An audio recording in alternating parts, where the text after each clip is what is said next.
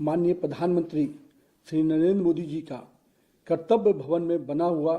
कर्तव्य पथ पर चलने वाला ये बजट का मैं पूरा स्वागत करता हूँ। जिस प्रकार से माननीय निर्मला सीतारमण जी ने लगातार 9वीं बार अपना बजट रखा है, ये भारत सरकार की पॉलिसी सस्टेनेबिलिटी और गुड गवर्नेंस का प्रतीक है। माननीय प्रधानमंत्री जी का जो विश्वास जनता के बीच में है, उसको ये बजट पूरी तरह से दर्शाता है। हम लोगों ने देखा कि किस प्रकार से माननीय प्रधानमंत्री जी का सबका साथ सबके विकास के जो मूल मंत्र हैं, वो इस बजट के पूरे विस्तार में दिखता है। साथ ही साथ विकसित भारत 2047 के बनाने का जो सपना माननीय प्रधानमंत्री जी ने देखा है, उसके लिए भी ये संकल्प से सिद्धि वाला बजट है। इस बजट में जहां भारत के वैश्विक अस्थिरता के बावजूद भारत का जो ग्रोथ रेट है, जो 7% लगातार बढ़ रहा है, ये दिखा रहा है कि किस प्रकार से हमने अपने जीडीपी को लगातार मजबूत किया है और साथ ही साथ इन्फ्लेशन को भी अपने कंट्रोल में रखा है। ये इस दिशा में दिखाता है कि हमारे बजट में किस प्रकार से डेप्थनेस है, सबको लेके चलने का हमारा जो विश्वास है और सभी इंफ्रास्ट्रक्चर प्रोजेक्ट को मजबूत करने का जो हमारा विश्वास है, उस पर यह बजट काफ़ी आगे दिख रहा है। युवा शक्ति को मैं मान सकता हूं कि युवा शक्ति ड्रिवन बजट है। इस बजट में जहां इंफ्रास्ट्रक्चर के ग्रोथ के पूरी तरह से मैन्युफैक्चरिंग यूनिट को आगे बढ़ाने का प्रयास किया गया है, इस बजट के में नए रोजगार के सृजन के अवसर को उत्पन्न किया गया है। मैं मानता हूं कि जिस प्रकार से सेमीकंडक्टर, इलेक्ट्रॉनिक्स, स्पोर्ट्स, बायोफार्मा, ऐसे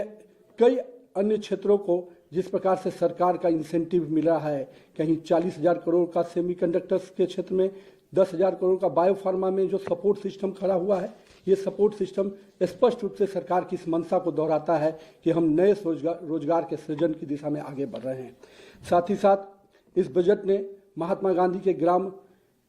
स्वरोजगार पहल को भी दिखाया है। इस पहल से जहां हमारे बुनकर, हमारे छोटे कुटीर उद्योगों को इसका लाभ मिलने जा रहा है और ग्रामीण क्षेत्रों के रोजगार को मजबूत करने की दिशा में ये बहुत बड़ा कदम है।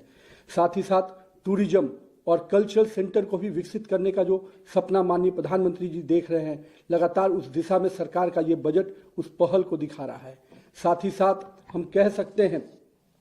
कि 20 नए वाटरवेज के निर्माण का जो पहल है, वो कहीं ना कहीं हमारे नए ट्रांसपोर्ट के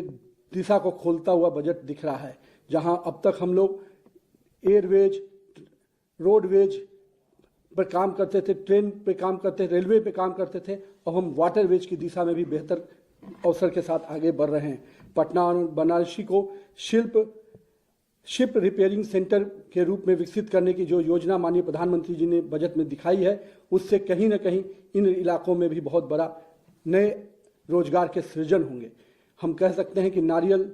के उद्योग को और जिस प्रकार से मछली पालन को बहुत बड़ी प्राथमिकता देना इस सरकार की स्पष्ट मंशा को दिखाता है कि हम हर वर्ग को, हर क्षेत्र को लेकर आगे बढ़ने की दिशा में आगे बढ़ रहे हैं। मैं माननीय प्रधानमंत्री जी को और निर्मला सीतारमण जी को इस चीज़ के लिए भी बधाई देता हूं कि जहां आपने ट्रांसपोर्ट सेक्टर्स को पूरे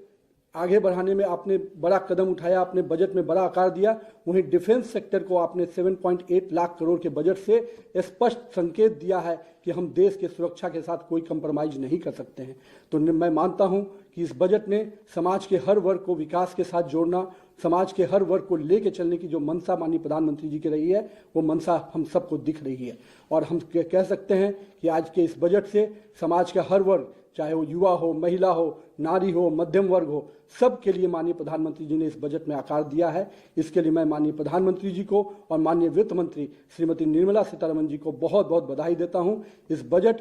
विकसित भारत के 2047 के सपनों को पूरा करने वाला बजट है।